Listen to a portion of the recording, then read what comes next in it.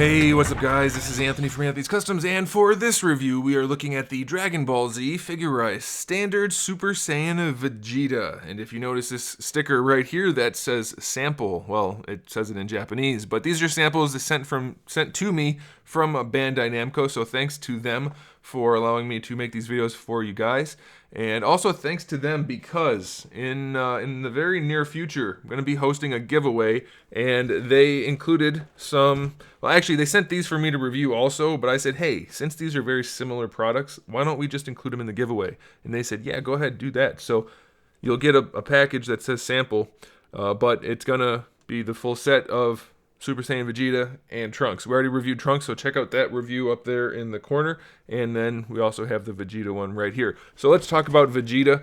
Be excited because that giveaway is coming up very soon. So keep your eyes open for that. So let's talk about this Vegeta real quick before we take it off the stand. It looks awesome. It's a very thick version of Vegeta, which is something I'm very much missing out of my Figuarts collection. So this is pretty cool. So let's go ahead and get him off the stand and take a closer look. This guy stands just about about 5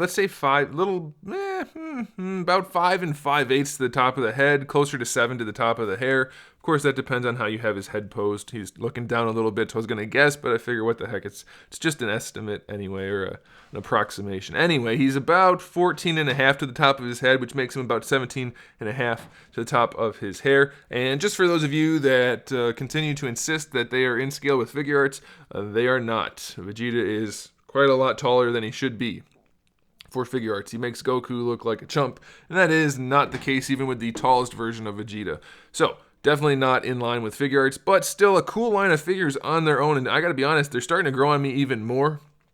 I'm not generally a model kit type person. I like my figures to be figures out of the package, but I totally see the appeal of building your own figure, and these guys turn into pretty solid action figures by the time you are done. So like I said, it's definitely, the concept is growing on me because these figures are pretty cool. So before we talk about the figure anymore, let's talk about accessories. We have two different interchangeable faces.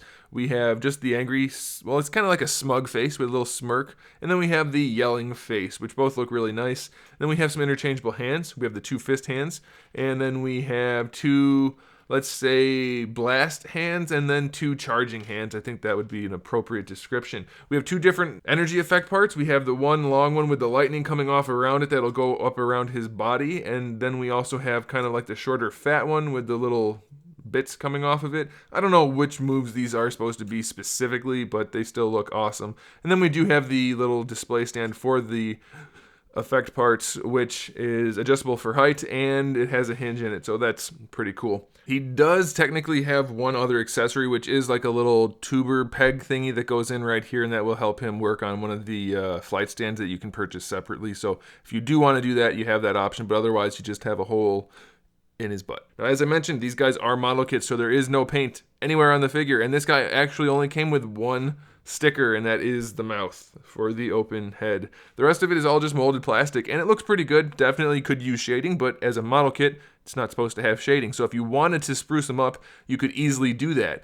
In fact, this guy has about the same amount of paint on it as the recent Vegeta release from SH Figuarts. Ooh, that was mean. That was mean. I'm sorry, SH Figuarts. But it's true. This guy has about the same amount of paint. So a little bit of paint on here would go a long way if you want to customize it. If you don't want to, don't need to. They look pretty good. I mean, they do a really good job of the molded parts being where they need to be. So you really aren't missing anything other than that higher level of detail. So I think that's pretty good. I especially like the way the faces come together with all the molded plastic. It just, I mean, it's very clean because of it. And then it's also worth noting that the hair is very nice and shiny, pearly plastic. Looks really cool on this guy. And the rest of the plastic is just kind of a satin finish, so it's pretty cool. All right, now as far as the articulation goes, the head is technically on a double ball peg on top of the neck, and the neck is on a hinge, but the head is essentially going to move like it's on just a single ball peg, so you can rotate it. It can look up, and if you pull up on it a little bit, you can get better range, but it's only going to look good in certain poses, so you don't want to do that probably. You're essentially disassembling it, so you probably don't really need to do that option, but it does have pretty good range otherwise. You can look up a little bit, look down and around, no problem at all. A little bit of leaning side to side, but not a whole bunch. And then, like I said, the neck is on that hinge. For the shoulders, we have a butterfly joint, which is not the most useful because this guy does have the really bulky shoulders, but it is in there, so that's helpful. And you can technically pull the arm out of that joint just a little bit too, and then you're going to have even better range, but again, disassembling the figure is not necessarily your best option. So we do have the butterfly joint and then a ball peg that connects to the butterfly joint. Then we have our standard ball hinge for the shoulder, which works very nicely. Full rotation, of course. Our bicep swivel, no problem there. Single jointed elbow, only about 90 degrees. Looks fine though, so that's okay. And then the wrists are just on a single peg like you saw when we went over the accessories. For the diaphragm joint, if you want to pull it apart, actually I can just show you. It's just a ball peg, and pulling it apart doesn't really help that much. So it's mostly just going to be a rotation. It's pretty limited.